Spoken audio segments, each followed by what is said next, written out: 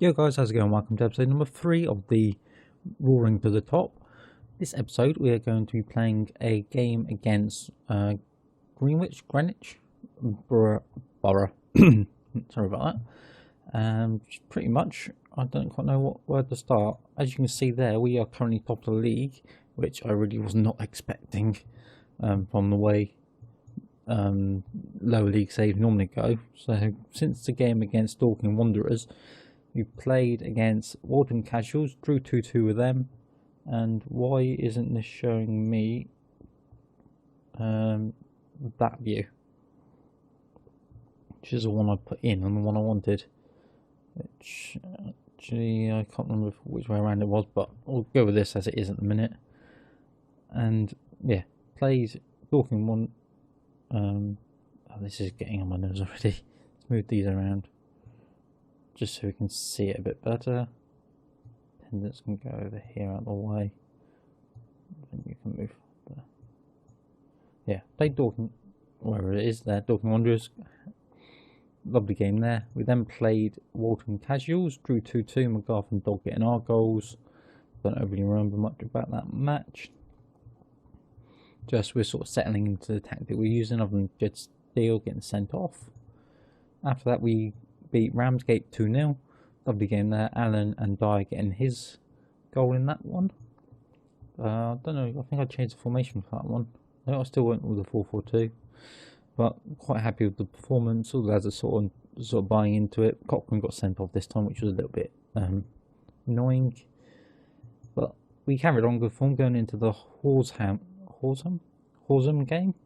Beat them 5-0. McGarth's just been on fire, as you can see. He's scored pretty much most games. Hat-trick from here, Allen and Young getting the others. And he's just been on fire. I don't quite know what's gotten into him. I wasn't expecting him to be the main goal scorer, but I'm not going to argue it. After that, we had a 1-1 draw with Colsherton. As you can tell, I'm not very good with names and that. We drew 1-1, just couldn't break them down. They got the goal back in the 63rd minute and just couldn't get back into it after that. We then played Chatham and beat them 3-2. It took Hume to the 71st minute because they went 2-0 up. Well, no, we went 1-0 up, they went 2-1 up. Then after that, we sort of started finding our rhythm and got 2 goals. We're very happy with what's been going on. Craig Young got us the win in the Three Bridges game. Didn't quite do much after that. Just got the goal and the game sort of pretty much petered out. Didn't really have anything else to do on that one. And then we played against East Ginstead. Beat them 2-1. Alan getting a double goal there. Took them to the 89th minute to get their goal. So effectively we've done really well. Not what I expected from our team anyway. As you can see, we're still standard 4-4-2. And the only thing I think I've changed is that I put this to a deep line playmaker rather than a ball-winning midfield.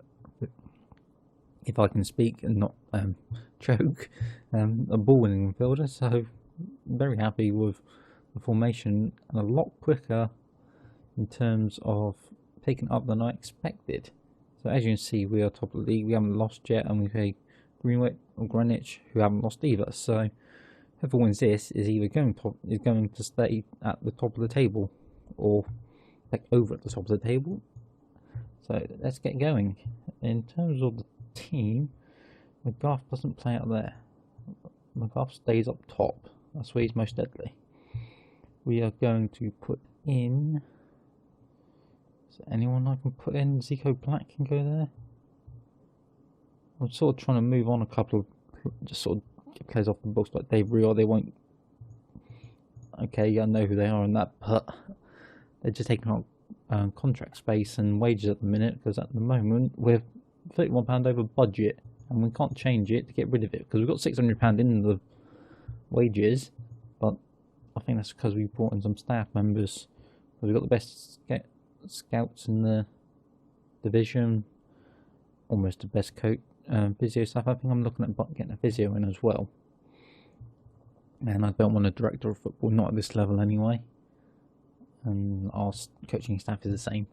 So we're going to get straight into this game now, after me babbling on for 5 minutes, and hopefully put in a good result. They're going for a 4-4-2. I have no idea who any of their players are, so I'm not really fussed about that.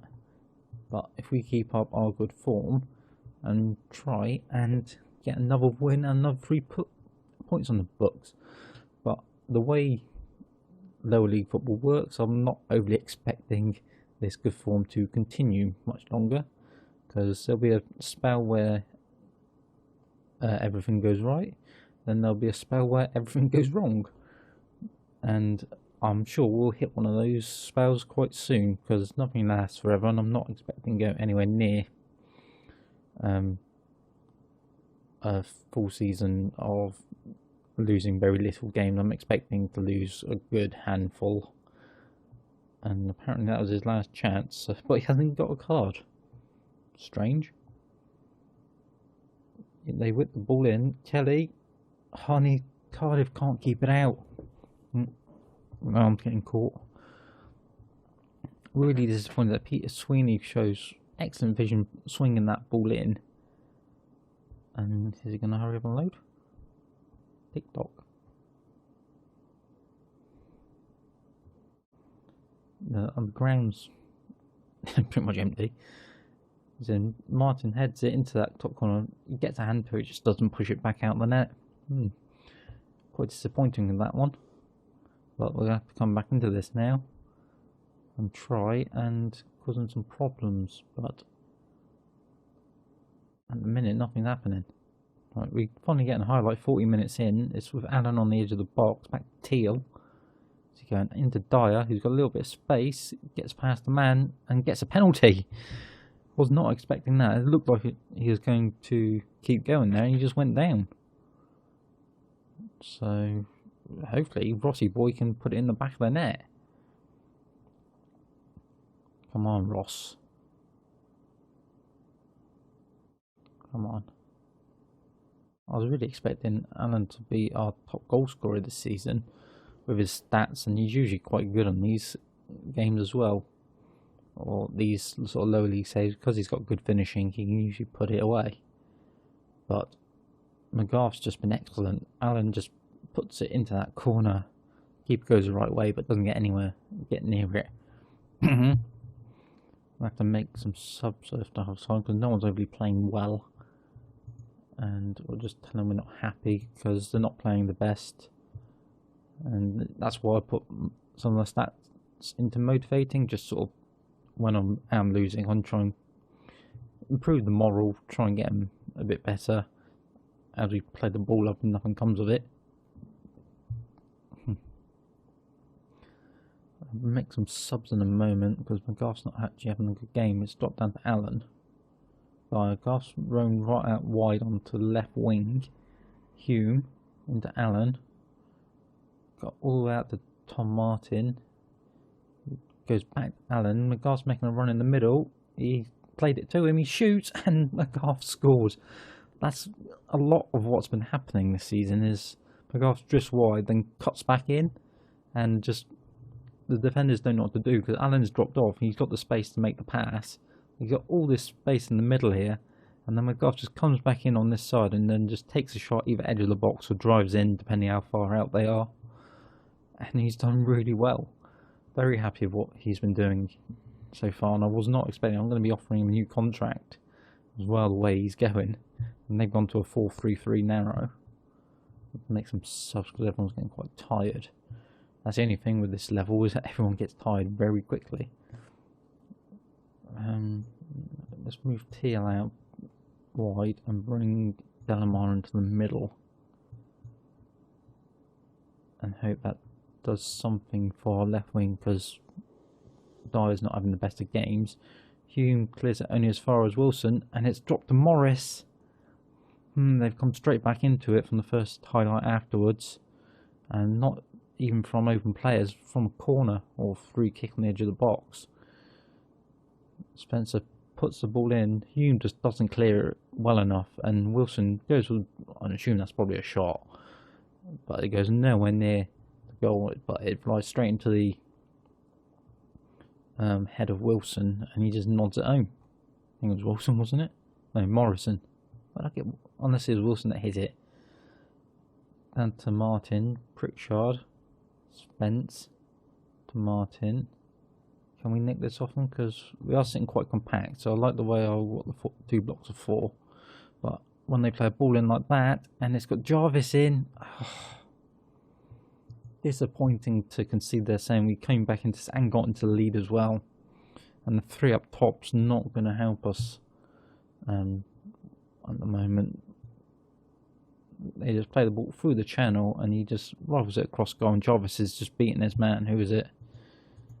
Who is it? Who is number 2? Martin. Okay, right, pause this. Let's go. Instructions. Let's go pump the ball into the box. More direct. I want to get the ball up that field quickly. Higher tempo. I'll push very high up. Just see if we can just cause them some issues for the last 5 minutes. Make a quick sub. I don't really want to take the striker off. I don't know why Creed's on the bench either. Just take Steele off of Hume because he's not having the best of games either. Can we get something from the last 5 minutes? Or is this going to be our first loss of the season, guys?